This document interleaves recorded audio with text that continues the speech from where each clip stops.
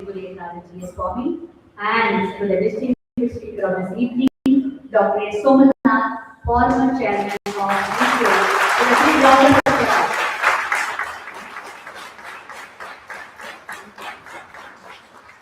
And a very warm welcome to each one of you as well. Now it's a great honor and a privilege for me to introduce the speaker of this evening, Dr. Somanath, to this august audience. Dr. Somanath has served as the Distinguished Scientist Apex Secretary, Department of Space and Chairman ISRO until January 2025. Having a career spanning nearly 40 years, he is an expert in the field of space technology and systems engineering of launch vehicles and has made significant contributions.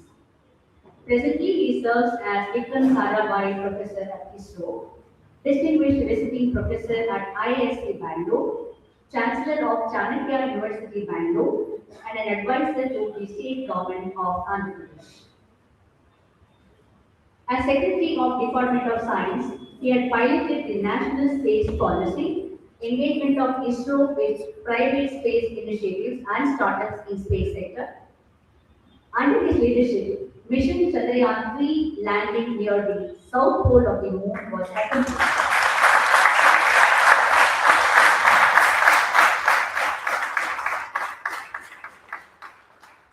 Notable missions during his tenure include Aditya L1, ExpoSat, INSAT previous, NVS-01, OceanSat, GSAT-24, SpaceX, and LVM-3 1F missions. Small satellite launch vehicle and test vehicle were developed, and landing experiments of the reusable launch vehicle were also conducted during his tenure. He has also played a key role in the architecture of the Gaganyaan and accomplished the first mission abort demonstration. Dr. Somanath was also instrumental in developing the Space Vision 2047, where Gaganyaan expansion program, Chandrayaan series, and other exploration missions, Bharatiya Antariksha Station development, and human mission to moon, besides the new launch pads were also approved by the government. He was also the director of Vikram Sarabhai Space Center between 2018 and 2021, and the director of Liquid Propulsion Systems Center between 2015 and 2018. He was the systems engineer and the project director of LVM-3 X-Air mission, which was successfully accomplished in the year December 2014. Now comes his academic brilliance. Dr. Somanath took his BTech in Mechanical Engineering from TKM College of Engineering, Kollam, with an university rank. Masters in Aerospace Engineering from IISc Bangalore with gold medal, and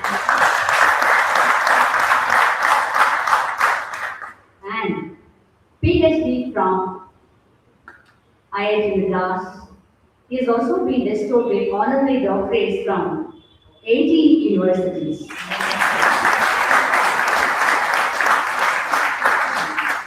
He is a fellow of Indian National Academy of Engineering, Indian National Academy of Science, Aeronautical Society of India, Astronautical Society of India, US National Academy of Engineers, and a member of International Academy of Astronautics. He is the President-elect of ADSI and President of Society of Aerospace Quality and Reliability.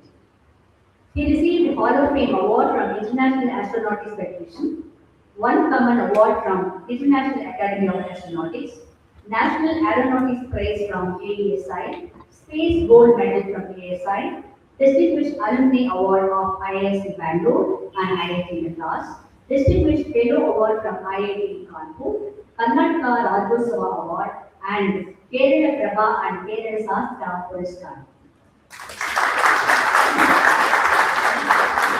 Dr. Somanath has published papers in various journals and conferences on structural dynamics and control, materials modeling, dynamic analysis of separation mechanisms, vibration and acoustic testing, launch vehicle design, and launch services management. He has widely traveled and visited most global space agencies and facilities and has been a delegate to the United Nations Committee on the Peaceful Uses of Outer Space and the Vice President of International Astronautical Federation. He has participated in international astronautical congress held in various countries. I now request the audience to give a standing ovation to Dr. Somnath for his monumental contribution to the nation. For a monumental contribution to the nation in the field of space. Thank you. Respected sir, we do now look forward to this interacting with you and also to listen to you. The floor is all yours now. Thank you, sir.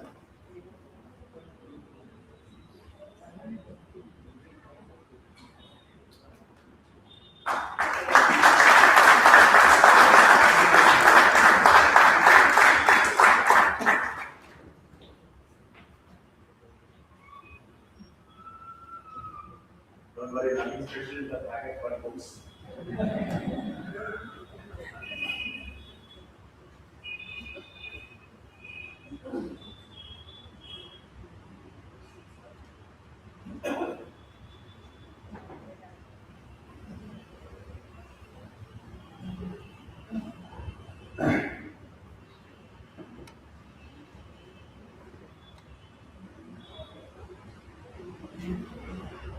Hello, namaskara. Good evening. Thank you so much, respected His Holiness Sri.Somanath, elders, and mostly seekers, and the young people who are here. I am more interested in them than the one who already are in my age group. So this is a great opportunity given to me, and I believe that I can continue in English. I don't have any other way to communicate with you other than English. Uh, because I come from Kerala and speak more fluently Malayalam than English. But then today, this is the only way to communicate with you. Thank you so much for that you permitting me to do so.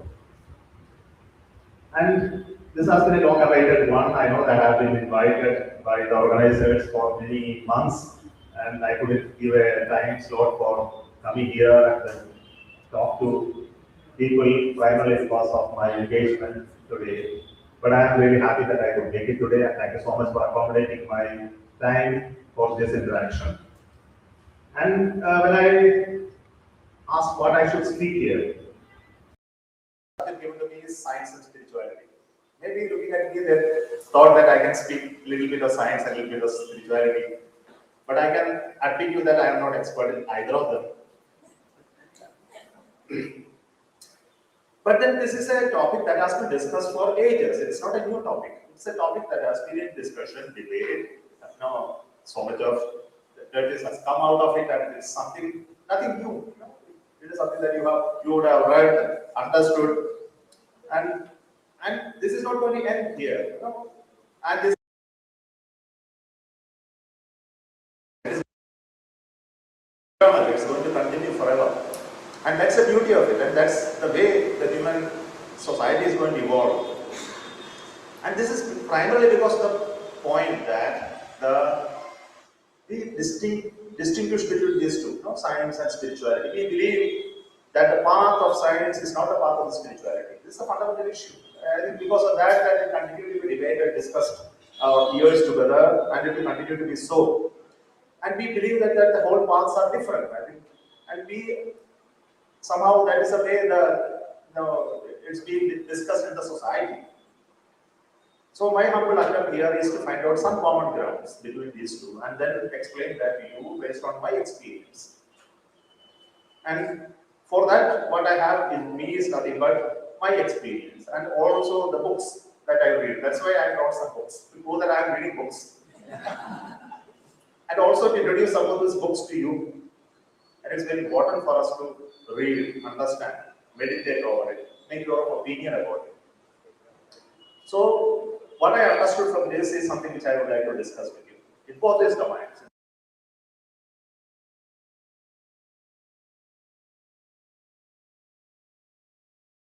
either of them.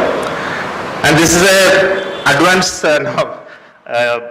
bail that I am taking from you, that for all the errors and omissions and mistakes that you will pardon me. I think without that you will not, and you will believe that what I speak is the right thing, and it is never going to be.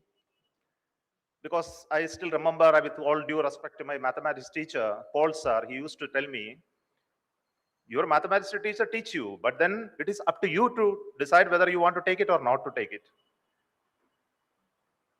You think about it, whether it is right or wrong, and make your decision whether you want to take it or not to take it.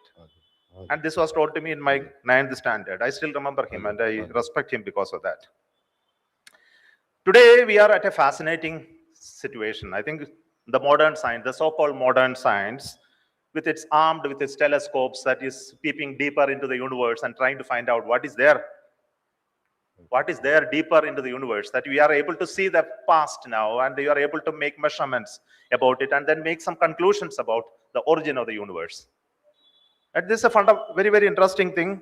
And then we also have looking at the macrocosm. We also look at the microcosm through particle accelerators, trying to find out the way the structure of the materials, the building blocks. So while we do all of this, it is through observations and measurements.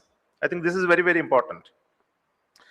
And we also know about the quantum technologies. I think everybody talks about quantum nowadays, and we will discuss a little bit about it if time permits. And also look at artificial intelligence. This is another area that is emerging today. And also look at the science domains like biological sciences. We look at genomics in very much deeper, taking it to a level that you look at how to extend human life.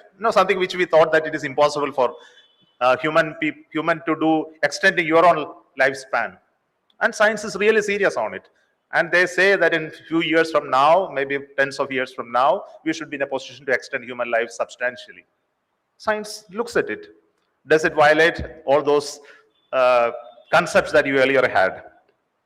And we also say human beings are not going to dwell on this planet any longer, and they are going to become multi-planet species, because technology enables them to travel far beyond the Earth and then may create habitats out in the space, somewhere in solar system, maybe later at exosolar planets sometime later, maybe hundreds of years down the line. And we are building the early building blocks today. I think this is where the science is. And there are many more things I should discuss, but then this is not going to be a talk on pure science alone. But the other side is spirituality. I think all of you know that the other side is spirituality, which we have long explored. This is not a new topic, I said.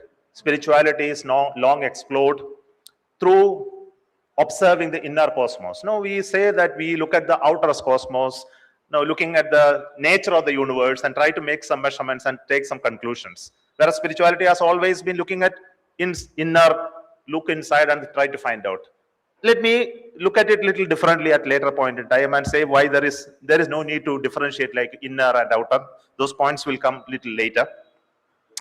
And we also know that this process of looking inside and trying to figure out is not a new thing. Ever since humanity came to existence in this world and started thinking about ourselves, this process started. I think all of you are human, right? All of you here sitting are at the apex of the evolutionary tree. And you know you are a human, and you can think and you can meditate, and you know you are aware of it. I think these words are very, very crucial for when you talk about spirituality later. We will talk about all of that. And we also have conclusions derived out of this inner looking, inner vision, introspection, we call it. But are they scientific? I think this is another question which is coming. This process of looking inside and making some conclusions about us, whether it is a scientific process. Because now the science side expresses everything in some way through the beauty of the language they use. Sometimes it is mathematics, sometimes it is physical sciences, they express it. Whether this spiritual process of looking inside, can it be expressed in a very unambiguous way? This is another process of discussion which we should have. But then let me tell you that spirituality is not an old thing. Don't think that spirituality has always existed past and we are studying the past and we are only talking about what others did in the past for today's knowledge. Absolutely not. Spirituality is still a very modern thing. I think this is something which we need to understand. And it is really vibrant and relevant today. That's why we are talking it today. I believe that this topic is given to me because spirituality is still a topic that we must discuss, understand. The only difference between spirituality and science is that the for science there are defined methods. You have an approach, techniques, and when you have a global approach, you should have a standard way of looking at it, find answers to it, and it is already part of the academic curriculum. Everybody who learns science, equations are written in the same manner across the world. Everywhere it is the same.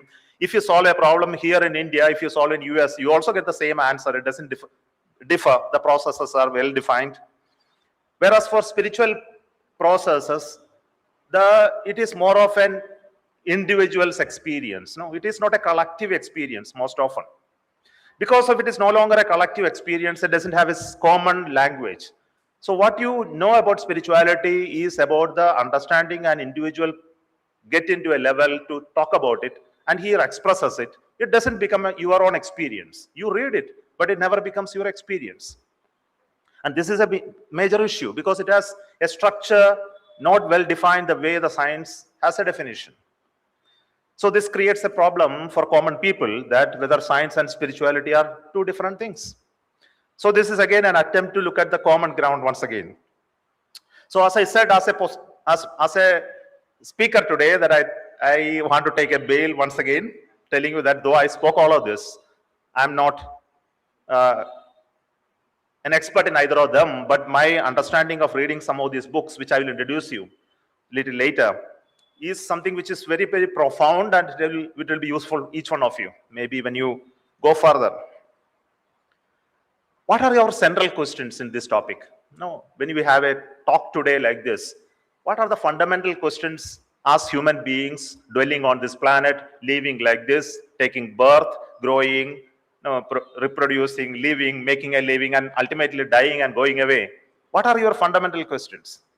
The first question is always, I believe, is the question that, who am I? You ask this question. Who am I?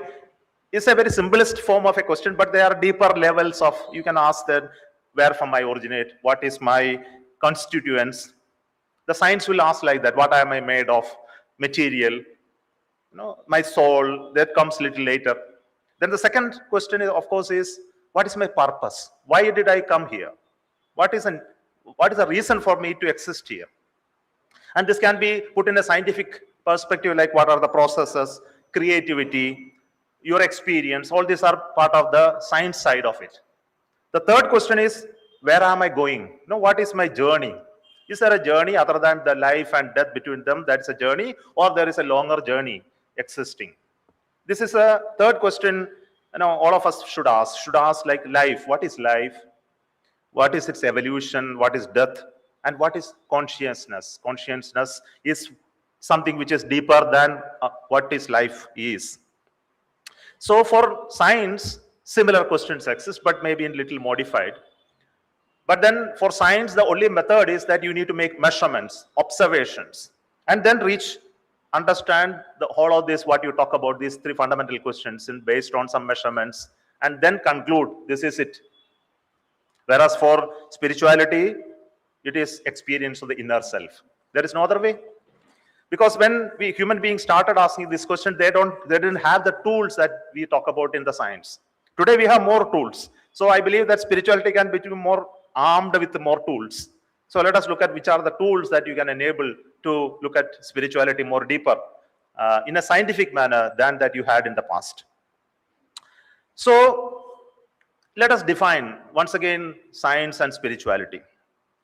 Also, we will discuss on religions, because when you talk about spirituality, immediately the topic of religions come. That topic we will discuss a little later, but let us first discuss about science side. So science is nothing but, essentially science is hypotheses are created through rigorous mathematical or any other languages to explain or reason a process that you see in front of you. It could be many things, chemical processes, apple falling on the head, or moon moving around the sun, earth, or the solar system, the universe. All of these observations need to be, you create a hypothesis, then conduct experiments, and if the experiments match with the hypothesis, you say the hypothesis is correct. There is no other way. And then the moment you see the hypothesis is not meeting with the measurements, then you say there is something wrong with that, and a new hypothesis or a correction of the hypothesis emerge. And this is how the science is progressing everywhere. You can see this. And so we have seen hypothesis coming, extinct, becoming extinct, and new hypothesis taking shape. This is something which you should discuss a little later than the evolution of science. But when you look at spirituality, it's a process of inquiry into those fundamental questions which I discussed before, and also trying to create answers through inner experience. I said inner experience. And this inner experience is purely for those people. All of us don't have inner experience, no? Those who have to reach a level to have a stature like a learned person, or you can say a realized person, they get an inner experience after spending a lot of processes to reach that stage.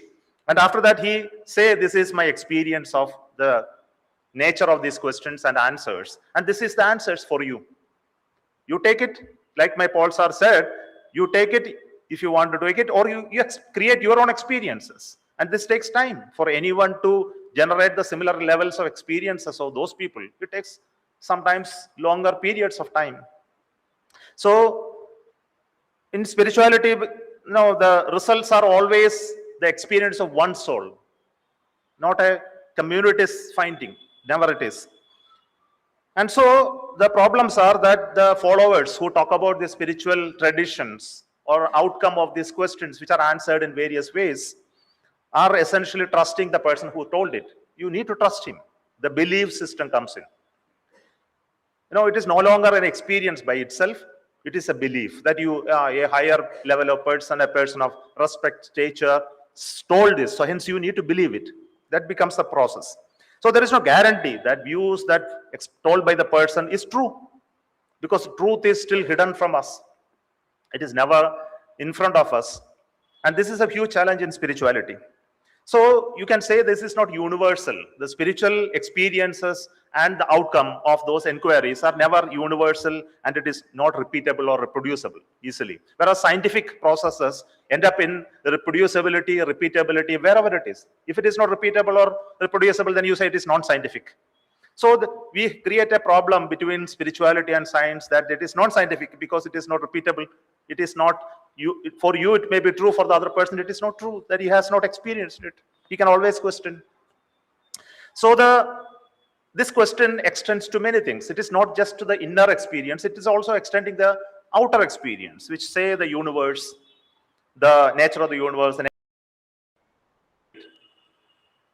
then we will talk about the evolution of all of this, the matter, the energy, the life, the death, consciousness. Then ultimately we talk about something higher. It's called the creator.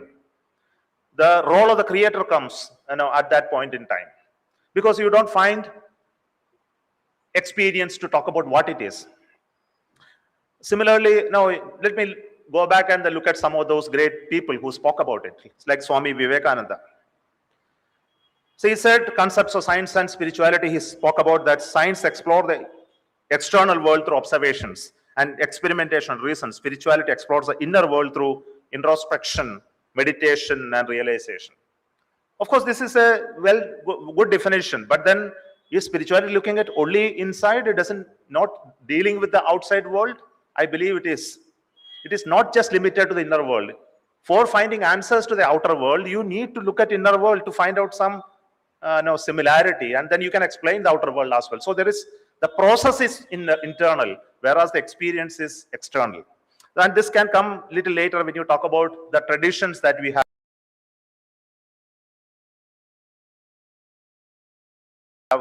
learned.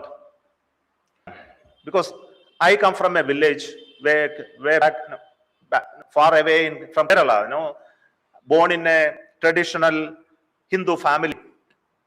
So we were all introduced to the way of Hindu living, which means that you need to go to temples, you need to worship, you need to bow before the god, Now you pray certain things without understanding what it is. No, most of the time that we were not educated enough to understand what is going behind all of this.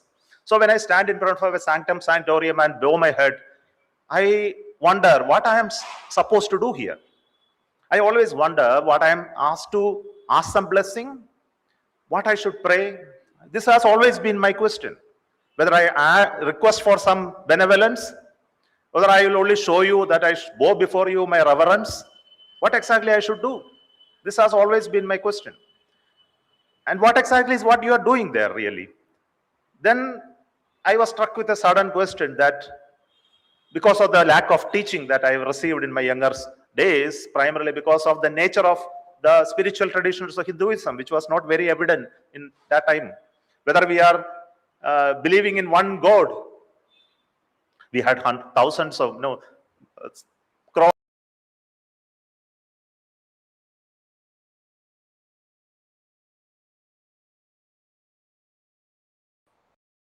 mountain and so many gods that I used to worship. And we never understood the meaning of each of this. No, you have to understand how this, all of this came about in our midst as a culture. So the process of converting the spiritual thinking to religious processes, it's a different thing. It actually originated at different parts of the world at different times. I think you know the religions of the world, the Hindu traditions, how the traditions that we know in this part of the world, that is a part of the Varsha, how it is got into. Those who are students of history, possibly you understand how it originated, how it mingled with various other traditions that came in, internalized everything, and then created a synthesized form that we all know, the Sanatana Dharma came into being. And it actually encompasses so many traditions and thoughts and beliefs into one of this. But it also underlines a string of connection. And this string of connection, essential connection, is something which we will discuss a little later. Possibly, this is also from my reading only and not my experience, I must say. Let me switch a little bit into science at this moment, because we'll go through a little bit of science part, then we'll go into spirituality. Today, we'll look at the universe and then understand what the universe is. There is quite a lot of articles and books that are available. I think I would like to introduce you one of the interesting books which I read recently is this book called The Edge of Knowledge. It is written by Lawrence M. Krauss. And this book is one of the very interesting books which talk about time, space, matter, life, and consciousness. All these 5 elements. And it talks about what is the latest in each of them. And very interesting to find out that the concept of time, that we all know that it has been existing ever since human being looked at the periodic nature of the universe. No, the moon goes around it, the earth goes around the sun, we have days, the period, months and years, the seasons come and go, we are day and night, and we can find out sun rising and setting. It created a clock within us, and it synced with the biological clock of ours, and we have a concept of time. But then scientific understanding of the time came later. We understood that time is a fixed one, but we know today time has no static reference at all in science today. It has changed dramatically over the years. It came from the Newtonian mechanics. I think all of you know Newtonian mechanics is, when you see the apple falling, that created the equations of gravity, created the equations of motion which defined the planetary system, symbol equations which were capable of explaining how the moon goes around the earth goes around the sun, the cosmos moving. But at the time of Newton, there was no understanding of the world beyond the solar system. We did not even know about the Milky Way galaxy. We did not know the universe was created in this nature, and an expanding universe was not even known at that time. So we looked at time as a continuous flow, and we realized it is another element in the whole of the making of the universe. Then there came the Einstein's theorem. Then we realized that after Newton, when Einstein came, he challenged all of the Newton's principles. And we know today Newton is not right. Though we study the equations of Newton and still solve the problems using Newtonian mechanics, which is sufficient for most of the cases. But we know that if you really apply them, it doesn't work in most of the cases. We need to apply relativistic mechanics. And unless you apply that, you cannot solve most of the problems that we see, because time is no longer a fixed quantity. And time is moving very, very fast when the gravity increases. And time is very slow when the gravity becomes less. And time is moving very, very far. Time doesn't move when you start moving very fast and reach the speed of light. The time becomes zero. Your time doesn't move at all when you reach the speed of light. Today we know that. So the time of the universe is not a constant one. The time on Earth is not the time on Moon, and it is not the time on Sun, and it is not the time in another galaxy. So what we tell 1 second here is not the 1 second somewhere else, and it is not a uniform number anywhere else in the universe that we know today. So time has a dimension which is intertwined with the other dimensions of the universe, like space. And today, if you talk about space, space is also changing dramatically. The concept of space, I think space, we talk about the space between Sun and Earth, that we know it takes 8 minutes for the light to travel from Sun to Earth. 8 minutes, you know that today? And for though light is set as the threshold of the speed of the anything that you can achieve. Of course, light is not a material. It is a wave, we know. It's also a photon, we know. And we also know that light is nothing but an information exchange. And if you send a light from here to you, it sends an information. You know that how to use fiber optic today to send information. So light is also information exchange. So essentially, the information about the sun reaches us in 8 minutes. But just think about light itself. The light, assume that you are light. You are a photon. Assume for a moment that you think that you are a photon. You are traveling on the photon, and the photon is moving at the speed of light. And for that photon, time doesn't move at all. So the moment the light is created on the sun, it is felt on the earth. There is no time spent for the photon to travel from sun to earth. And it is zero time for that photon to travel from any point in the universe. That is the nature of the photon. And it actually perplexes you, this idea that the photon doesn't feel time because it is moving at the speed of light by the principle of the relativistic mechanics. It is really astonishing to even think like that. Now you also look at the space that you see here, the distance between one galaxy to other galaxy. You know, when you look at it mathematically, it looks very nice. So many tens of zeros that you can put. But have you ever imagined that space into your mind and that's made an attempt to understand that distance? And you will be really perplexed to see that the distance cannot be brought into your mind. It is beyond your mind to even sense that distances which are involved. And that is the nature of the universe today. Ever since the Big Bang happened and the universe has started expanding, the Big Bang itself is a debated point, but still let us take the universe started 13.8 billion years back in a single instant from nowhere, no material, from simple pure energy, the material got created and the universe started expanding.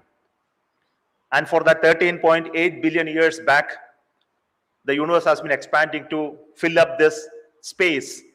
And where was the space before that expansion? Was there a space for this universe to expand? Was the space created as a process of the explosion, or it pre-existed the explosion? This is a question which has no answers. Or when the universe expands, space is newly created, and there is beyond that boundary, what is there? Nobody knows. So the confusion, all of this exists in the creation of space itself. And you know the space is no longer the space that you actually see with your eyes. And that is a different principle that will evolve out of the quantum mechanics. Much later we will discuss. There are models which are coming out of the whole of these discussions, like the Higgs boson. I don't know those who understand this. The string theory. I believe that somebody would have read about string theory, and I'll tell you, for example, if you have time to discuss string theory. String theory is a theory that discusses the material world that you see here, energy, and the conversion of energy to materials and the nature of the materials. Everything is explained using string theory, in which the whole universe is made of strings, and string is a massless, dimensionless string which is closed in its nature. It has tremendous tension inside, it's vibrating. The nature of the tension and the vibration, that string, give rise to the particles that you see in the form of electrons, protons, neutrons, quarks, gravitons. And this can be explained mathematically beautifully. And they have done it also. And this universe is not three-dimensional, as you know, plus one time dimension that you know. And it is actually an 11-dimensional space, and all the remaining dimensions are shrunk to a smaller size that you cannot actually see that. This is string theory, which is beautiful in mathematics, but no evidence of experimental proof till yet. But still it is a theory in science. There is no proof. But mathematically there is a proof, but there is no observational evidence yet. Then we call about something called dark energy and dark matter. You know what exactly is dark energy and dark matter? Dark energy is energy that is pushing the universe to expand. And we measure the expansion rate today. We know that the universe is expanding too fast compared to the energy that is contained within the universe. And we know significant part of the energy is invisible to the human being. It is there, but it is not measurable. And equally conflicting is the observation of the dark matter, which actually defines the gravity. And the gravity, which is measured based on the quantifiable material available in the universe, is not true. There must be some much more material to explain the gravity field that is existing here. So we understand there are unknowns in the universe. It doesn't mean that you need to invoke immediately spirituality to explain all of this. It doesn't. I'm not coming to that point that any lack of knowledge in science is not necessarily the root for spirituality, and it should never be. I think that is the nature of scientific approach that we need to have. We need to remain scientific. We need to remain open in our heart to say that we do not know. I think that is a very, very important aspect of it. And there is another important question of life. I think all of you know what is life. We are living and kicking, we are growing, we are reproducing, we are thinking, we are dying. And when you die, something vanishes. And this question has been a very serious question in the question of spirituality, but never in science. Because science cannot explain that whole transition from the one which is living and kicking into the one which is dead and gone. So there is always a problem of explaining the difference between living and the dead. And we know that there is something which is making you aware of yourself. For example, look at each one of you. Just for a moment, can you get out of your mind, stand in front of you, look at you? Yes, you can do. You are aware of what you are. You can actually just probe into your mind what you are thinking, that you are listening to me. You can instruct me that you can listen, not to listen. You can be aware of yourself at this moment.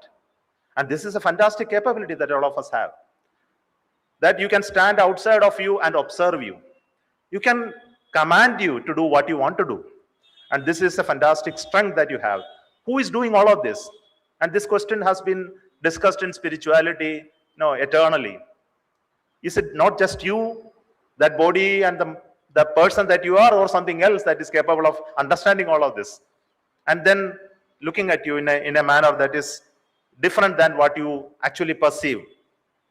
So we say there is something beyond the life that is called consciousness, which is more than your life. Is something that is connecting all of us in one way or the other. More than individuals' life, will come to the definition of soul. I think the soul is something different. But before the soul comes in, I think there is something that is connecting all of us, something that is higher than the life itself, being aware of it. I think these are the questions that this book presents in front of us in a scientific manner. And this is very interesting to read that. And the only thing that we can say that the technology allows us to probe deeper and deeper, and then finally come to a conclusion that we do not know yet about all of this. I think we still need to probe deeper to find out.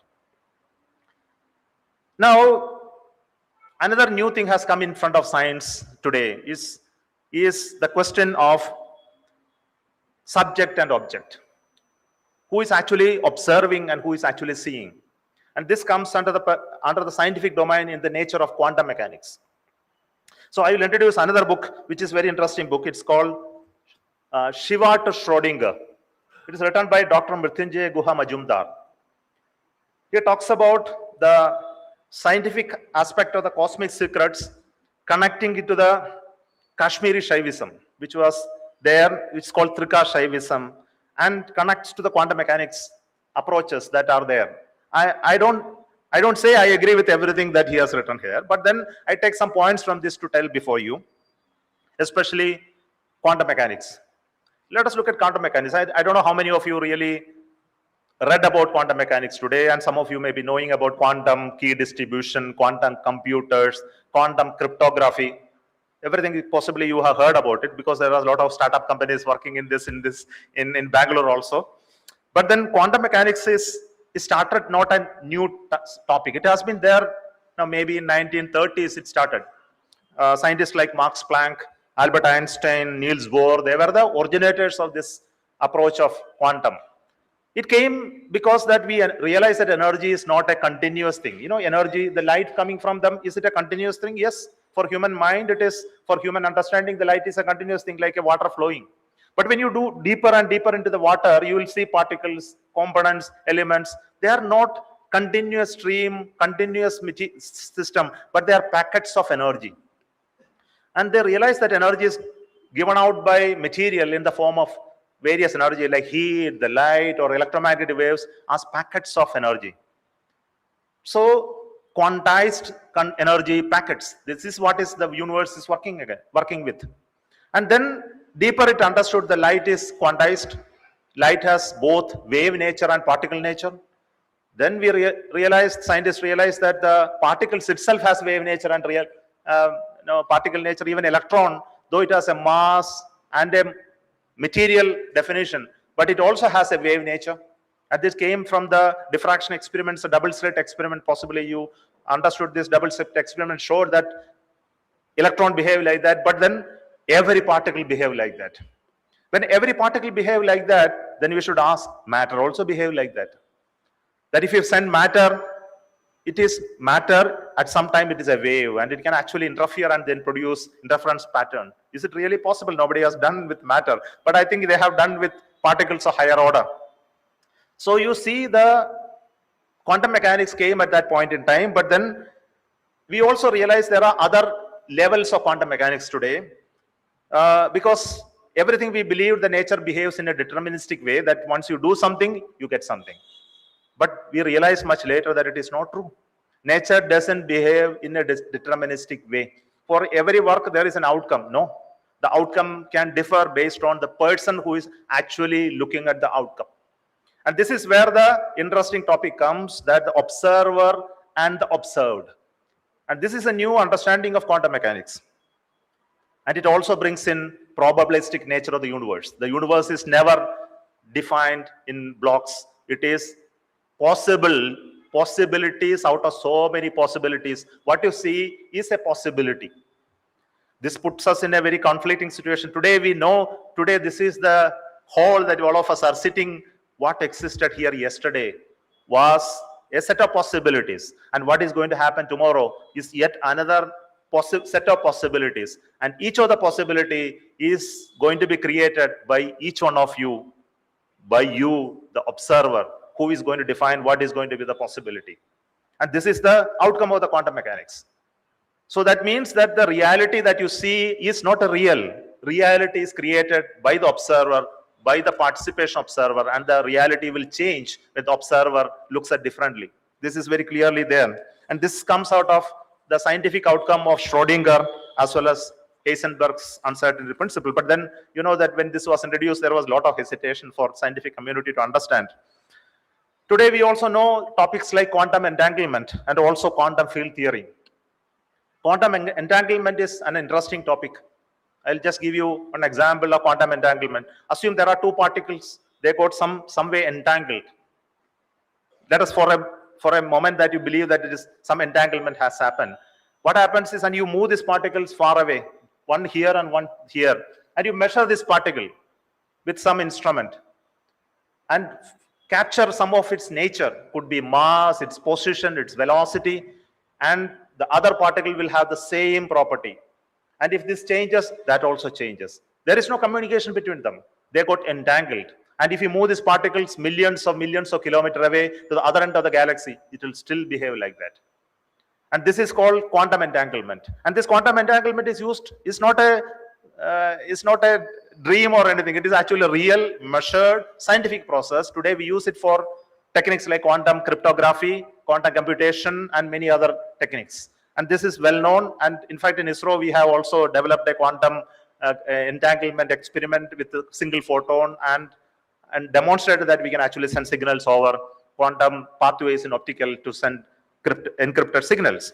So quantum entanglement is now realized as a very scientific point. And when you look at it, another interesting part is if you measure something, it changes its nature. For example, you would have studied atom model, no? There is a proton, neutron at the core. There is electron rotating around the atom. All of you would have studied in your chemistry book. There is an electron, then there are other electron in another orbit. So you think a nice picture like the sun, Mercury, Venus, like that. There are planets moving around the sun, and the sun is like the nucleus. And then today the science understand it is not like this. None of the atoms are like this. The electron is a probabilistic number. Electron doesn't exist around the proton. It doesn't exist as a particle at all. Around the nucleus there is a cloud, and in the cloud, if you go and probe the electron at some point, you are likely to find an electron there. And if you measure the mass of the electron, its position cannot be determined. And if you measure the position, its mass cannot be determined. This is the Heisenberg's uncertainty principle. Today, what is the electron then? Nobody knows. It is not a well-defined item. And this is true in case of proton. It is true in case of every other particle. It is not at all a well-defined thing. It is a probabilistic thing. I think you know probabilistic theories, that it is possible to some extent. So we understand that this creates an interconnectedness. For example, the quantum entanglement creates an interconnectedness. So there is a question asked, if particles can get entangled, when the universe originated 13.58 billion years, many particles would have entangled and they would have moved around the universe in various ways. Possibly you contain one particle which is entangled, which is there in another end of the universe. And if that behaves in that way, you have an entangled pair somewhere else. Yes, possible. So these are the questions which are coming into this discussion. So this is one nature of the science at this moment. So science has reached some of these levels. So I just discussed only the topic of cosmology. I did not discuss other domains.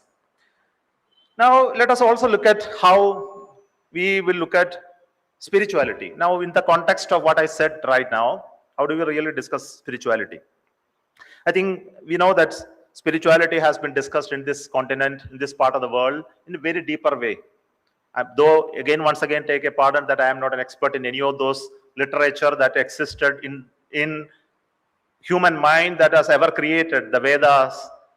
I think these are one of the wonderful work of at that point in time, the Aranyakas, the Upanishad, the Samhitas, the Brahmanas, all of them, the explanations.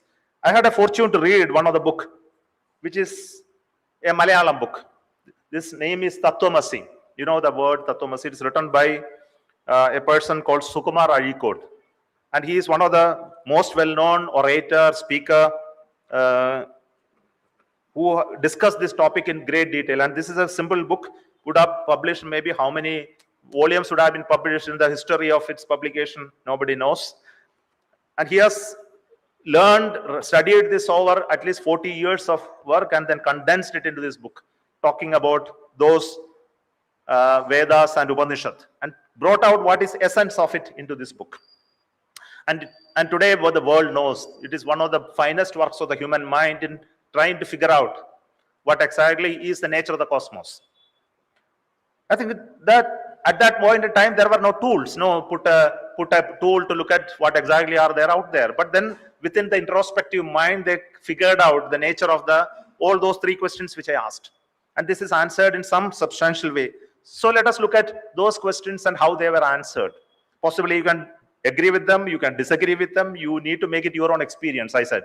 It can never be an experience of yours unless you spend your life on it to make it your own experience. And this is the process of spirituality.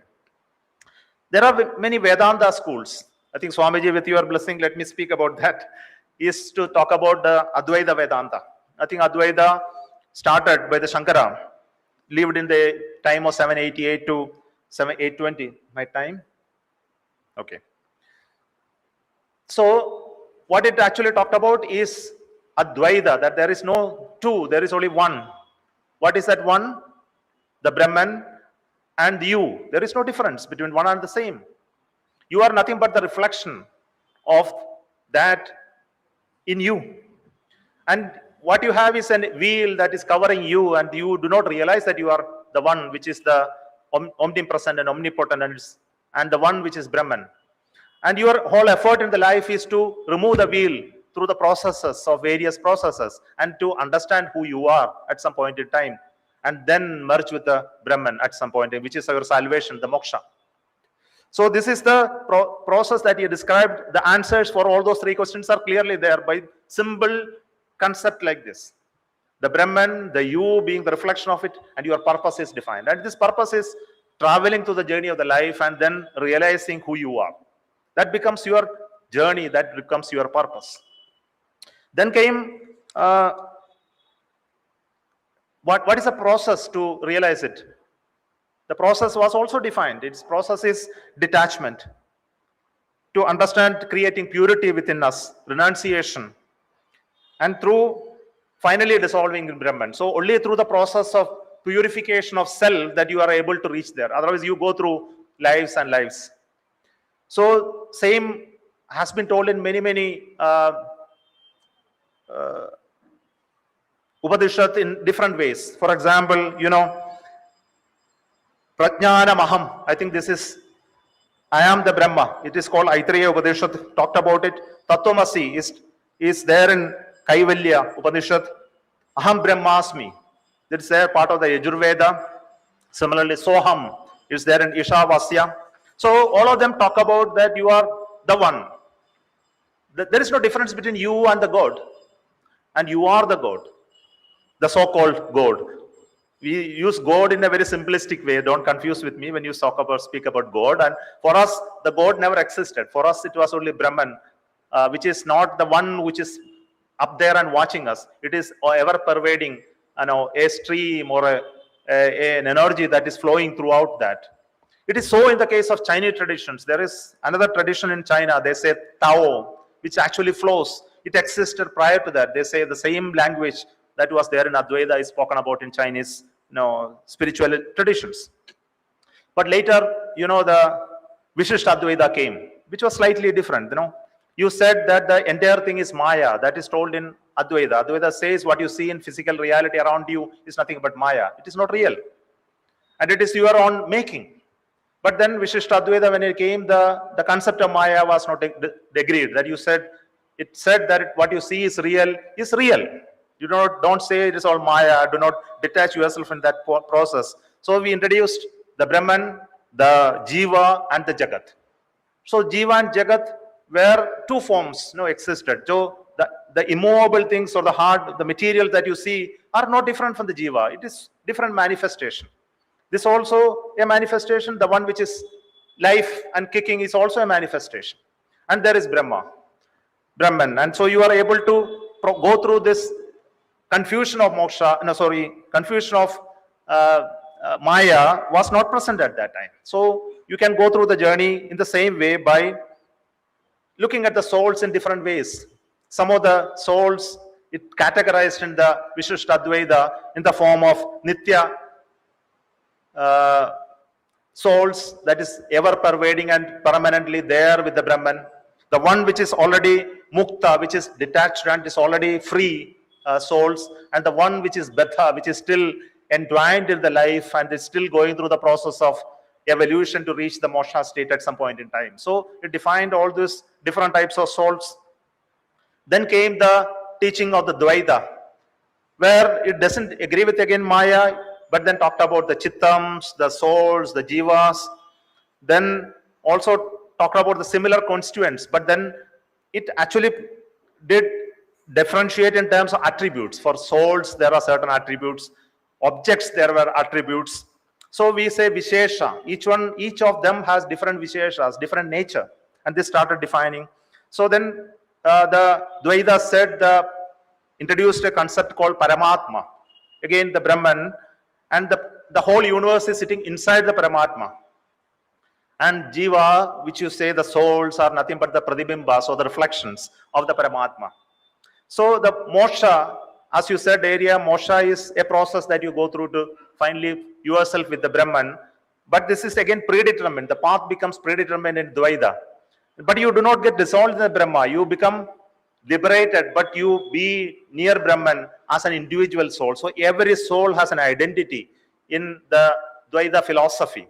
It is not going to be identity dissolved. Like when the river flows and finally joins a sea, it becomes a sea. As you said, it doesn't become the sea. It still remains its identity at the end of it also. So there were various thought processes that evolved in answering these questions in this culture. I think there is phenomenal work, though I cannot speak in a few minutes at the whole of this, but this is something which is very important for all of us to understand. But equally interesting is to look at some of the other 6 books which are very important for all of us.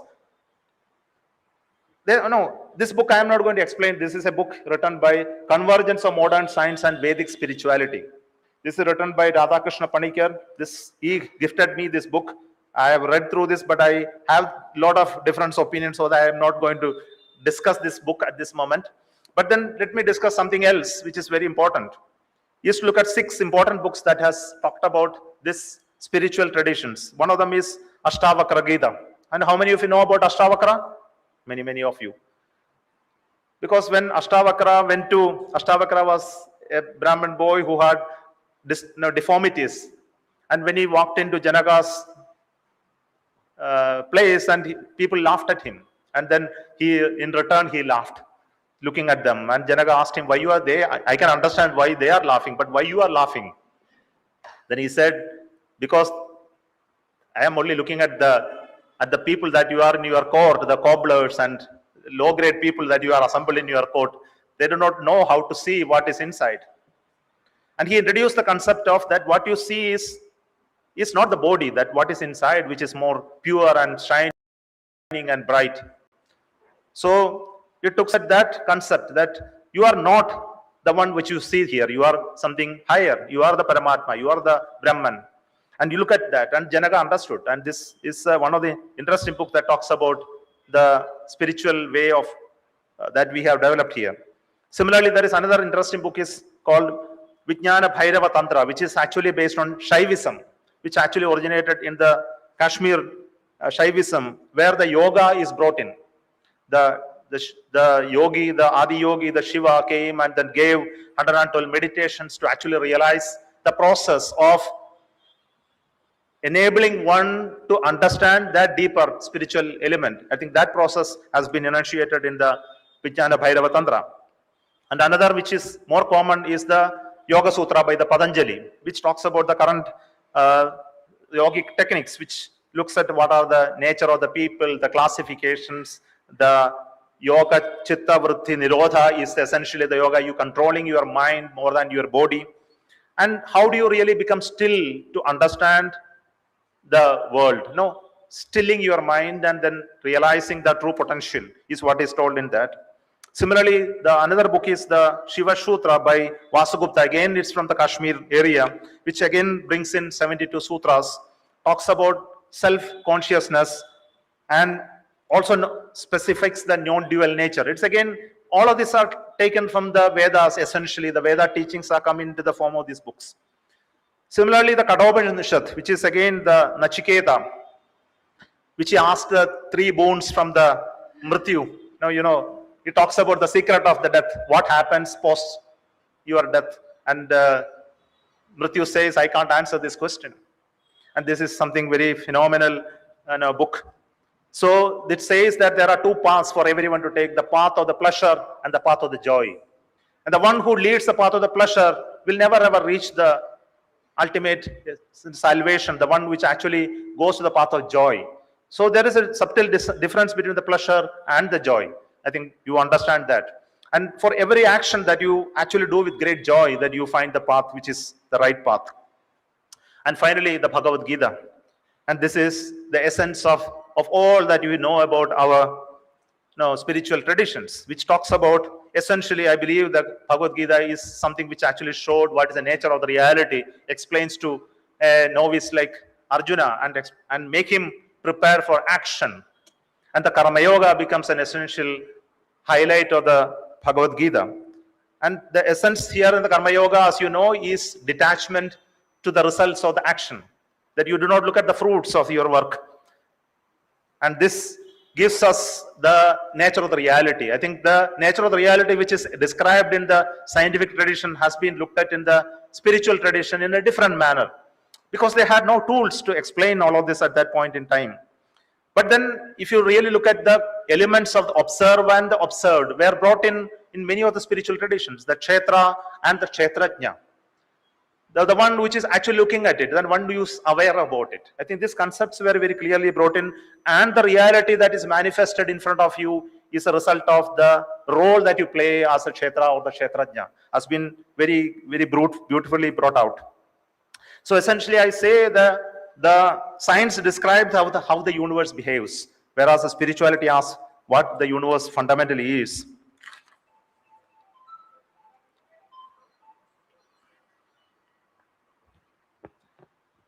Now, let me look at some of the other views. I believe that you have some time. Yeah, you'll have to stop me anytime if you want to get into some questions. But then, this traditions doesn't exist only in the Hindu Sanatana Dharma way, but it existed in many other traditions as well. For example, the Buddhism. Buddhism speak about the non-attached self, reality. Again, it has explained it as interdependent. It is not an absolute reality in Buddhism as well, and it is very momentary in nature. And it also talked about the unity and interconnectedness of all of us. I think this is a very essential teaching of the Buddhism. So is in the case of Jainism. Jainism also talks about the soul, the jiva, the ajiva, the non-soul, which is similar to the Vishishtadvaita, and it emphasizes in multiplicity and perspective. So aneka becoming eka. I think this is also brought out very clearly. Let us also look at the Abrahamic religions, which is Christianity and Islam. It also originated at different parts of the world. And it also looked at those people who looked at this, created the same spiritual traditions. Of course, it has gone through a different evolution. As Vivekananda said, that each of the religions originated in a situation, in a society, which is for that society it originated. So we cannot talk about whether that is good or that is bad. I think that is not the purpose of the discussion. But each of them talked about the connection of the soul with the Almighty. The way in which that is explained could be different. So, in the modern thought, let us say how this is being expressed.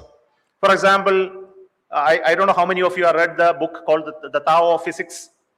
Yeah, some of you maybe would have read, and it actually brings about a similar parallel between the traditions that existed in the science and the Eastern mysticism. The Eastern mysticism is very highly talked about, and it actually brought in the interconnectedness very strongly. A book called Conversations with God. Anyone would have read a conversation? You have read, and it has 3 volumes. And in fact, I got introduced to this topic of spiritual thought process by that book, not by the Vedic books. But then I had to go back to them to understand how these thought processes come into these traditions.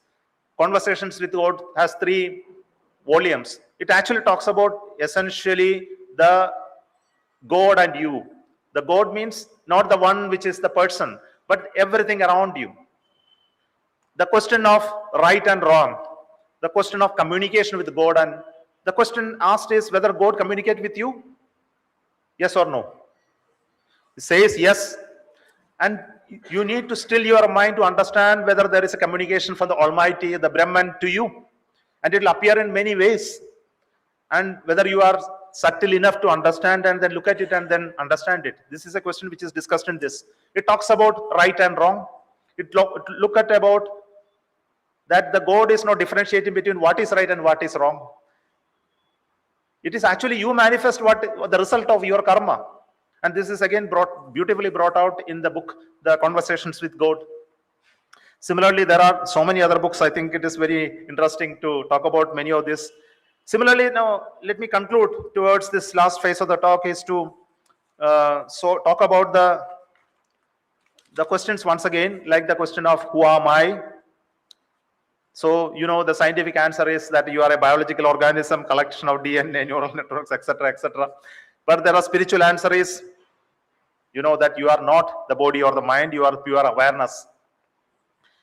And Dvaita says you are distinct from God, but you are dependent on him. The Buddhism says no fixed I. It's an all aggregate of the skandhas. Jainism say you are an eternal soul bound by the karma. So the science talk about the structure, but the spirituality defines the essence of what you are. So I am a conscious which is manifested in this universe, capable of reflecting upon myself. I think it's a very fantastic finding. I think no other life form has this ability. I think this gives us such a great opportunity. And question of what is my purpose? I think this purpose is also is very interesting to say that science does not assign any purpose for any of us. Does science define any purpose? Why did you come if you study chemistry and mathematics? If you don't study chemistry or mathematics, science has no problem with you. Yeah, but no, whether what you do good or bad, science has nothing to do with it. Whether you kill someone or do not kill someone, science doesn't interfere or doesn't involve. Your growth in your life is not a concern of science, but it becomes a concern of the people who deal with the aspect of spirituality, your evolution, your transformation, your change. And this is the essence of the spirituality. So it offers purpose, whereas science does not offer you a purpose. The purpose is realization of true self. And for that, you need to define true self. And the true self is nothing but the Brahman themselves. And somewhere Buddhism brought in the suffering liberation. Liberation from suffering was the issue. Similarly, Jainism talked about it is karmic bondage, escaping from that. It's all same. Whereas looking at Christianity, it was more of love, service, and salvation. So let me converge to a final thought that across traditions, I think we have created a lot of knowledge in science as well as in spirituality. So the purpose for all of us is not something which is given today. It is something that all of us have to realize. That is something which is a very important message at the end of it. It is not just survival. It is not success. It is not meaning. It is transcendence into something beyond that what we have today. So you know that all the atoms and material in your body are once forged in the stars. I think you are all the children of the stardust, you know that today. And we are a consciousness within you, which reflects the entire cosmos. Just imagine for a moment that you are built out of the dust of the stars, which is capable of thinking about the universe that actually created you. It's something phenomenal, that thought. Yeah, so it says that thought like this, yatha pinte tatha brahmande. So this is so as within, so without. I think that's something very phenomenal thought. So science tells us that you, as I mentioned earlier, that you are made of the stardust, but the spirituality tells us you are the light that coming out of those stars. So you are the light. I think with that closing thought, let me stop and then conclude and wait for any questions at this moment.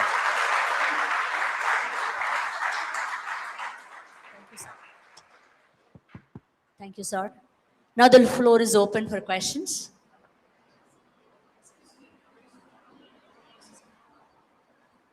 I'm Dr. Ravindra. One question.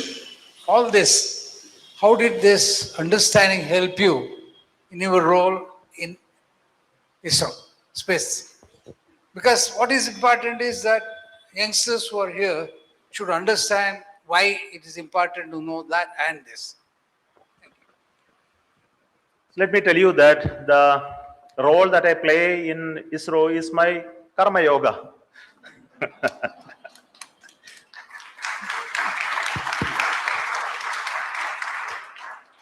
And it got created out of my own making, I believe, as a blessing, whatever it is. So I used it as a possibility to excel at that moment. But then I was not aware at that moment. When I started doing it, I had no understanding of all of this. Let it be my own traditions were not known to me. But then it was a question of probing and trying to understand and learn a little bit of it. So how it helps you? You ask this question. As a scientist, as an engineer, this understanding, whether it will help you. Of course, it will help you in many ways. Essentially, that helps you to make your mind still, gather facts when you really want them, learn things at tremendous speeds that you cannot do otherwise, reach conclusions which is more intuitive than scientific, which happens many times. and understand people, deeper than you understand by talking to them, reading their biodata. You can read people much deeper than you can actually read others. And many such capabilities come to you when you look at it around you with certain levels of understanding. Not that I am not a psychologist to read everyone. Not doesn't mean that I have any lot of capability to do that, but I have seen it working. I have seen it working in situations where I more stresses and more demanding things comes. Actually, I found myself excelling better. So this is one outcome of such understanding. Hello, Dr. Somnath, a very lucid and a wonderful lecture. I just wanted to ask you two questions. First, about the string theory that you mentioned. If I remember, it was brought about first by a scientist called Gabriel and then went forward with so many others. Now, as you said, string theory talks about multiple dimensions, not just the 3 or 4 which we know. Is it one of the reasons that nowadays people are talking about multiple parallel universes? Is it something, a reality by string theory, or is it just a fiction? That is one thing. Second question is, you talked about the particle entanglement. Probably that particle entanglement, however far the two particles are, could be the reason how Vedic astrology came into being and Ayurveda came into being, where the macrocosm and microcosm could be connected with the particle entanglement. So any views can you tell me about these? Now, first about string theory. String theory is still a mathematical theory. It has no experimental proof yet. Because of that, it becomes very strongly connected to the standard model of the universe, where the definition is now evolving. I think it's one of the latest of the models that are existing for the universe. Now, talking about the multidimensional space, the multidimensional space doesn't necessarily mean multi-universes and multiverse, essentially. This universe itself, what you see here itself, is multidimensional. But we people with a state of sensory perception, which is your eyes, ears, and limbs, you are a worm living within the mango. You imagine a mango, and you are a worm inside the mango, and you talk about the nature of the mango. I don't know what you are talking about, because you cannot talk about it, because you do not have any awareness about what is that mango is. So you are trapped inside the whole of the mango, and you are talking about the dimension space. So mathematically, you are able to explain it with 11-dimensional space, and other than those 3 physical dimensions and the time dimension, remaining dimensions are shrunk to a size that you are not able to see with your physical. See, you cannot even imagine a 4-dimensional room. You know length, breadth, and height. Can you ever imagine one more dimension? Just to try to bring it in your mind itself, it doesn't work. Ultimately, it becomes 3. So human beings has a sensory limitation of realizing any dimension more than 3. And the truth is that we actually see only 2 dimensions. The 3rd dimension is a computational process in your mind. You are actually seeing a photo. You are actually having a screen here, and the image comes on the screen, and you see the depth by your computer program is running inside your brain. You are able to see depth. Otherwise, you do not even have any ability to see depth. Actually, other insects have more deeper capacity than you, all of us. So you are a very limited creature on this universe, which has no ability to understand the universe.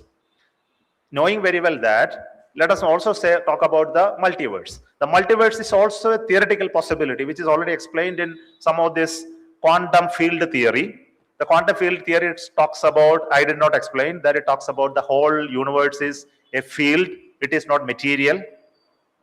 Everything is a field, and the micro vibrations of the field creates density variations in the universe, and this density variations, once expand, created matter, those points, and the matter is what you see in the form of the planets and stars and all that, and this field is what is ever pervading, and this field theory gives opportunity to create multiverses, and it also creates opportunity to create a universe within a universe.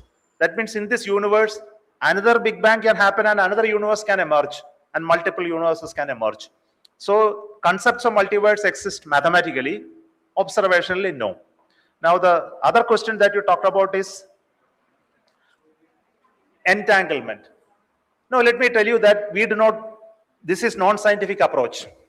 Saying that this has, many people talk like this.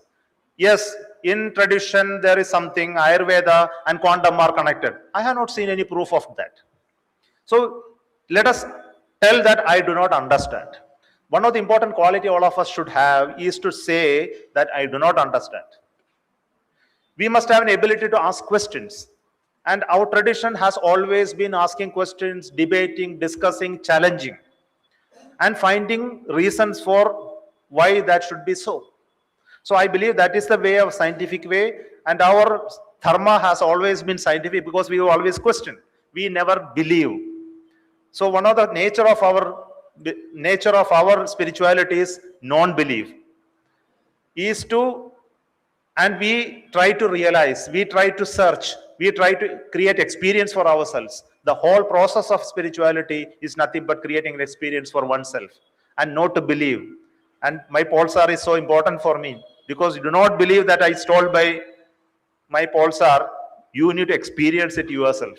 How much effort you are putting to experience it yourself, it matters. Example for the quantum, you need to show somewhere, yes, the quantum and Ayurveda and others are related. Nobody has shown me. Until then, I will ask question. That's why I am able to ask questions on this, not to take everything for granted.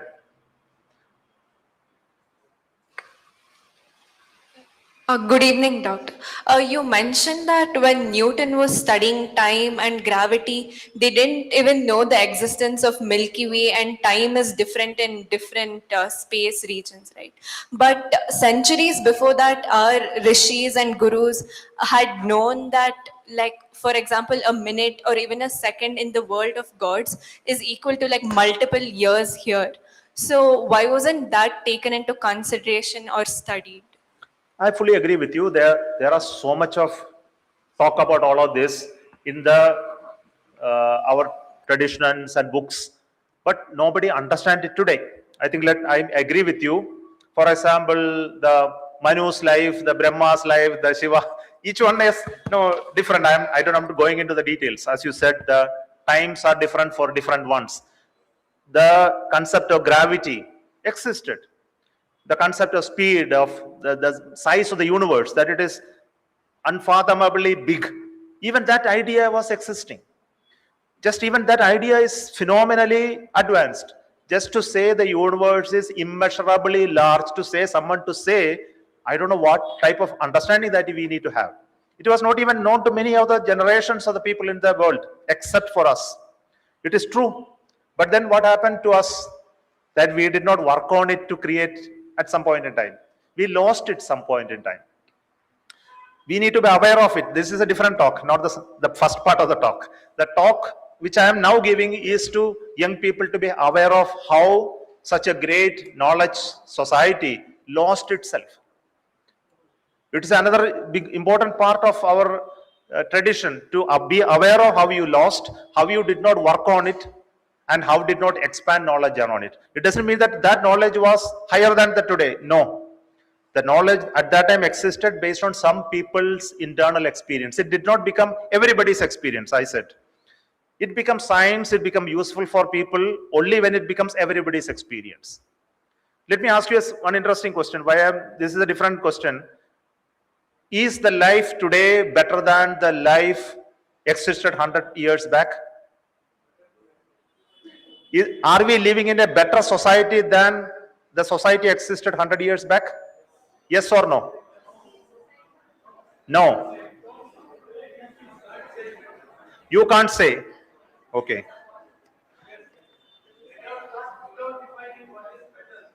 Yeah, I will tell you better. You have somebody in America. He traveled, Vivekananda traveled from here to attend the first meeting there, and he took how many months to travel from here to America? 3 months. And he came back with a great disease and died here. Today, somebody in America, you take a mobile phone at that time to Vivekananda and you talk over a video call. If you had such a device, you will be considered as God. Just imagine today, that the technology has so advanced that today we do not see the benefit that the society gives. What are the benefits? For example, I'll tell you, your speed of communication, your mobility. Human society took 50,000 years for spreading across from the where it originated into the world. Today, the traveling today takes not less than 15 hours, anywhere on the planet. The diseases that killed human beings and life forms are not killing them at that rate that existed few hundred years back. They are under control. The poverty and suffering that human beings suffer today are far less than that existed hundreds of years back. Of course, there is war and killing happening. It is much, much less than the war and killing that happened at that point in time, if you look at history deeply. Today, society is, knowledge is everybody's access, which was not the case. Knowledge was limited to a few people. So I can tell you the society today is far, far advanced and more comfortable and better compared to any other times in history, and it is going to be so in the generations to come. And that is the power of technology. And let us not negate that. I think there are people who say we are now a bad society than the previous society. There is nothing good or bad. I again tell you, I'll bring out the philosophy of good and bad, and this is where that we need to teach the generation. The good that existed yesterday is bad today, and the bad today is good tomorrow. You can see that culture everywhere, that it goes through an evolution. So we need to be equanimous about this aspect and then look at its society in a different manner. This is a sociology problem which is to be discussed differently, not here at this moment in a philosophical discussion. So I'll minimize that talk because in front of Swamiji, I don't want to go into that direction because he will have a different teaching to give you.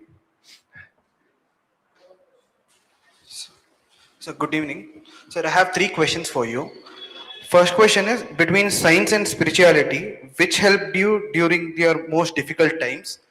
And number 2 is, what concepts from the Interstellar movie are closest to becoming scientifically possible in the future? And third and most important question is, does human beings should be scared of time? Scared of time? Okay. About the first question, I am disappointed. Reason is I talked so much of time to tell you that there is no difference between science and spirituality. That was my effort. So in that effort, I think I have miserably failed as far as you are concerned. Because you asked me the question, what helped you most? I can't differentiate between science and spirituality. There is no difference for me. For me, both are inquiries to find the answers. So in that context, I do not see a difference. It coexists. It's part of me. And it will be continuing to remain like that. For every problem that I need to solve, I do not differentiate. And when you start differentiating and assigning different paths and different end results, then only the problem starts. And this is very important for us to, as scientific process, we need to be scientific, even for spirituality. I think that is possible. And that is preparing oneself, which is yoga and many other things. The second question on interstellar. What exactly specifically you want to know? What?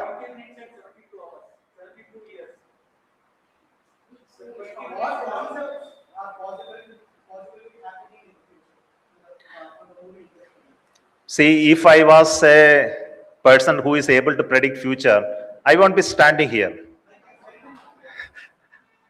See, I can tell you that future is something that you can always predict and go because you won't meet me again.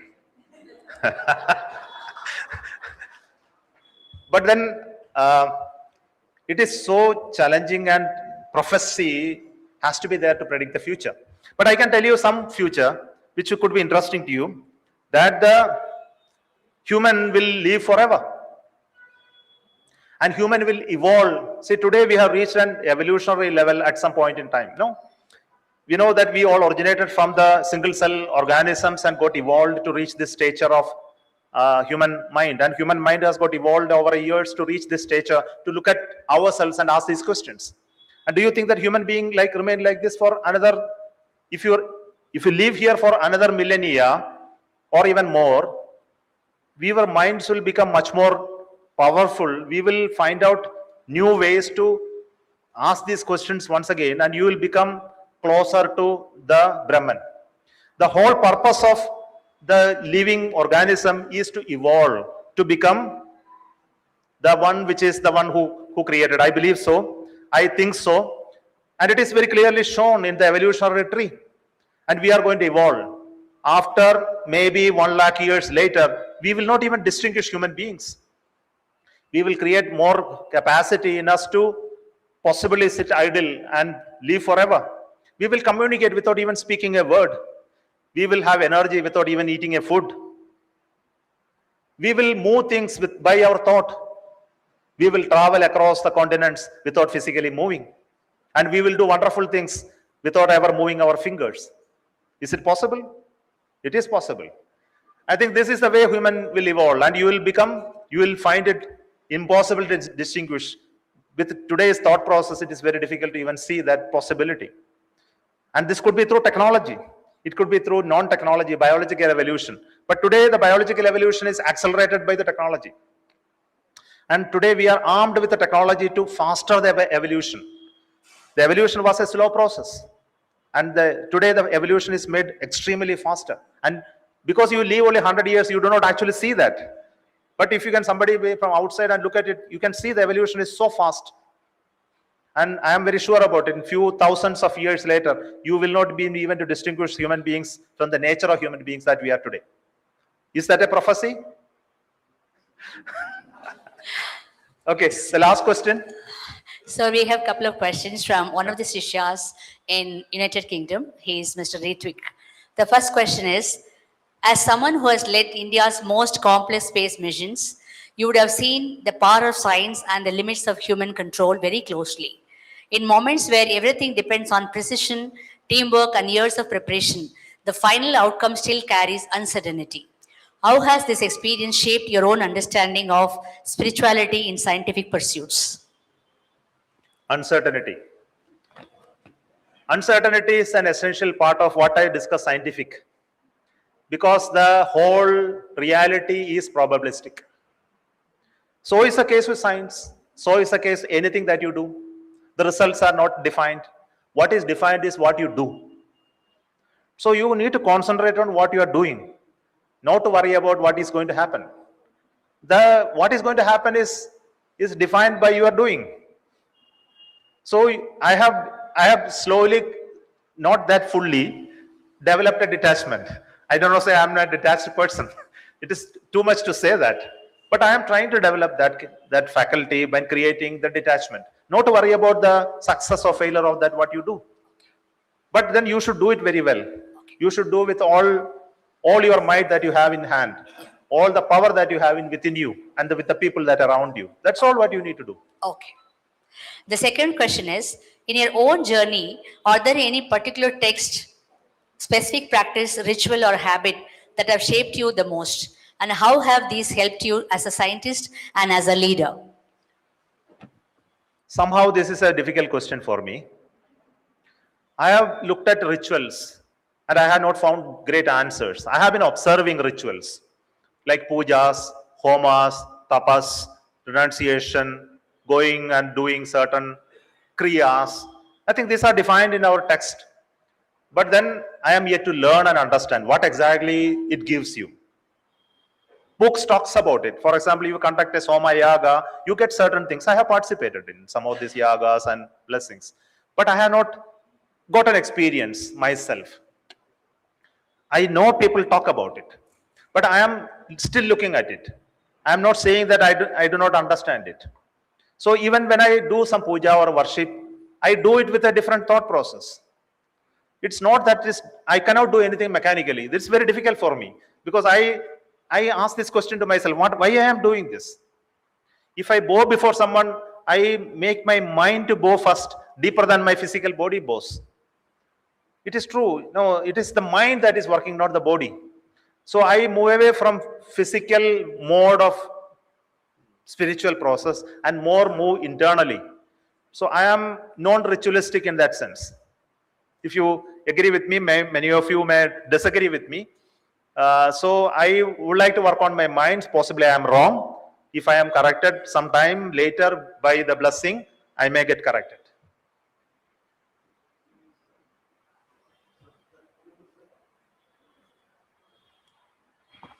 Good evening, sir. Thank you very much. I am Jagdish here.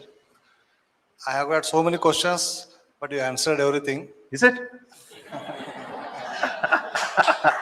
Because, because this is my frank opinion. Because, sir, we need people like you, at least 10,000 people in the entire India, to change our mind into scientific approach. And second question is, Scientific and spiritual yes, approach. that's what it go hand in hand, sir. Because religion need honest approach, and as you told, questioning mind, everything. Same with the scientific approach also. Both are the same. Because of some chaos, some people are going there and here. That's all. Second, my question is, why you are not getting Switzerland, some other European countries getting every year maximum Nobel Prize? Why our Indian scientists or any literary or anything worlds not getting Nobel Prize? To get that level, our IQ or hierarchy, what procedure we should follow as a nation and an individual? What we should make is, we should make a Indian Nobel Prize. We will ask one Alfred Nobel who had lot of money by selling dynamite. Because we was building dynamite and he had a huge business and lot of money he had, and he has invested there to create an award to each one of you, like Nobel Prize. And they have their own interest to give Nobel Prize to many people. So what you should do is, there are a lot of money, people with a lot of money in India. Let us build one Nobel Prize that will be given to from India.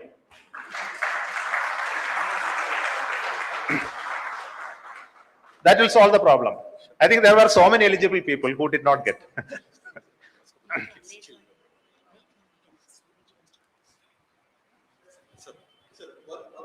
But I know you are understood your deeper meaning of the question, but I am not answering because of shortage of time. I said in a jovial way. Okay. Suggestions for parents. Yeah. On how to help, us to bridge that, science and spirituality. Parents. Parents means, if you are asking this question as a parent, you are worried about your child, right? So no, for our child, for our children. So otherwise you say for me. Okay. If you say for me, I understand. If you are as a parent, if you are asking for your child. Child. And you are no one to ask for your child. The child should ask. Got it. You are not the creator of their destiny. The destiny is created by the child. What you need to develop today is a individuality, inquisitiveness, knowledge, facilitation. That's all you can do. Nothing more. And they are individuals who will blossom at some point in time. Believe in them. Enable them to achieve that stage. That's all you need to do. Nothing more. The last question, considering the time. Now, Dr. Jayaprakash's question to you. With respect at the lotus feet of Swamiji, in fact, it is not a question. I just understand, having discussed so many things, just to explain science and spirituality in just one sentence. I just made a note of that. Science, for example, it helps us fully understand the outside world. And while the spirituality helps us to understand the inside world. This is science and spirituality. Both can work together. Unless it works together, you see, we will not realize the truth of that. So spirituality and science can be two sides of the same coin. It is not just one side only. And so because the science gives us the tools, whereas spirituality gives us the direction. So Ayurveda people have been talking, and as an Ayurveda vision, I would like to say, Ayurveda also gives us a way to live both science and spirituality. Thank you very much for giving me that. Thank you, sir, so much. Thanks a lot. With this, we are closing the question and answer session. And now it's time to do honors for the wonderful speaker that we have had this evening. He will now receive the blessings and the honors from Sri G. Swami. I request Dr. Somanath ji to kindly receive the honors.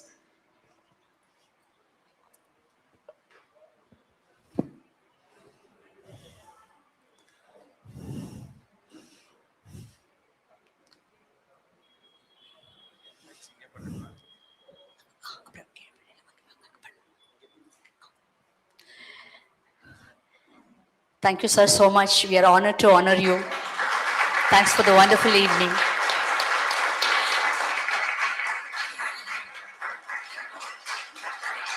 We are honoring a special person, a very, very special person who has made every Indian's dream proud worldwide, not just in India, away from the Indian soil and the border. Thank you, sir, so much for, on behalf of the millions of Indians, we would like to thank you so much for sharing your thoughts now.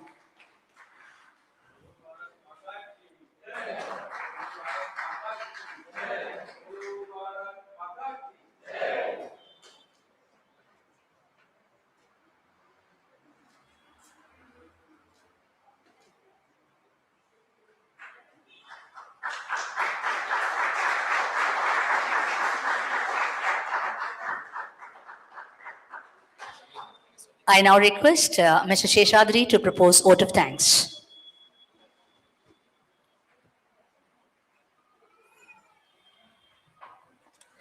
श्रीमते रामानुजाय नमः मन्नाथ श्री जगन्नाथ मद्गुरु श्री जगद्गुरु मदात्मा सर्वभूतात्मा तस्मै श्री गुरवे नमः. Bowing at the lotus feet of G.R. Swami, I take this opportunity to thank Dr. Somanath sir. Sir, it has been a tremendous experience in linking the science and spirituality. It's a very difficult topic, and you made it look so simple at the end of the day. And you took us to a different dimension. You spoke about multi-dimensions, multiverse and all that. But today itself, it was a different dimensions for us to, to be interacting with you in this topic. It's a very, hard topic, and you made it look very simple. Thanks for that. And let the blessings of, G.R. Swami and the Almighty be on you for all the endeavors that you do. And, thanks for the organizing committee for, spending the time to have you here. It has been difficult for you to get some time, and we're all, really, it was our, a lot of people made a lot of sincere efforts to get you here, and we thank the organizing committee. And we have our spiritual master sitting next to you. And we always seek his blessings all the time on the spirituality. And every time we talk to him, our goal is the same.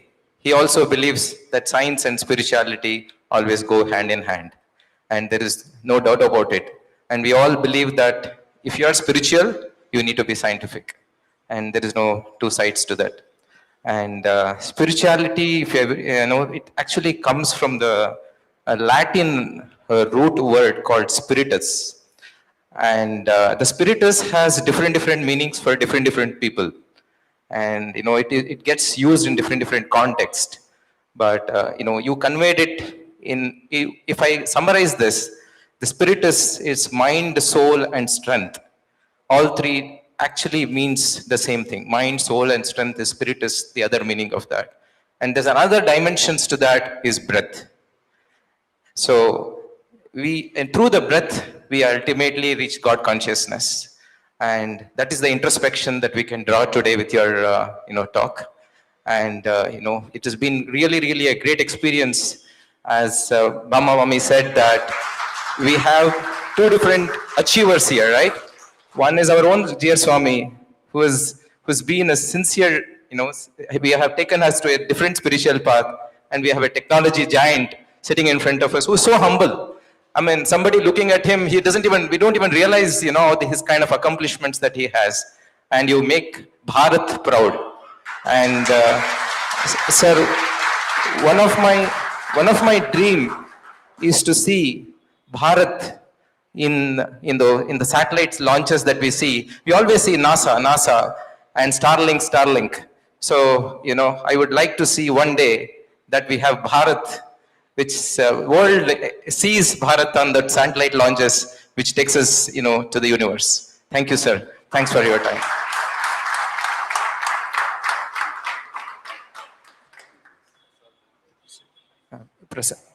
There will be prasadam distributions. Thanks for all of you who came here and spent a valuable time. So please, take some prasadam.